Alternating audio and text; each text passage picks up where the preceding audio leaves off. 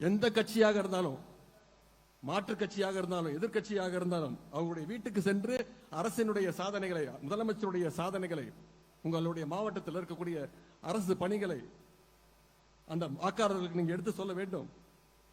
பாசிஸ்டுகளுடைய துரோகத்தை, அடிமைகளுடைய துரோகத்தை மக்களுக்கு நீங்க புரிய வைக்க வேண்டும். இதையெல்லாம் பார்த்துதான் நம்ம களத்துல இறங்கி முன் வரிசையில தேர்தல் ரேஸ்ல யாராலையும் பிடிக்க முடியாத அளவுக்கு தூரத்துல முதல் இடத்துல போயிட்டு இருக்கிறோம். இதெல்லாம் பார்த்துதான் நம்முடைய எதிர்கட்சி தலைவர் திரு எடப்பாடி பழனிசாமி அவர்களுக்கு பதட்டம் வந்துருச்சு. என்ன சொல்றாரு? நம்முடைய ஓரணியில் தமிழ்நாடு முன்னெடுப்ப அவர் கிண்டல் பண்றாரு, விமர்சனம் பண்றாரு. என்ன தெரியுமா சொல்லியிருக்கிறாரு?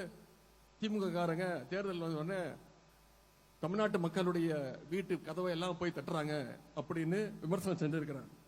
நாம தமிழ்நாட்டு மக்களுடைய கதவுகளை உரிமையோட தட்டுறோம்.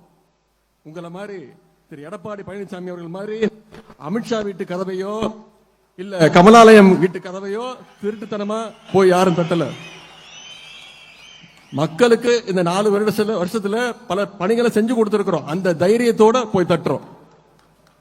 ஏன்னா திமுக என்பது மக்கள் இயக்கம். மக்களிடம் செல், மக்களிடம் பழகு அப்படின்னு தான் நம்மளுக்கு பேரறிஞர் அண்ணா அவர்கள் கற்றுக் கொடுத்தார்.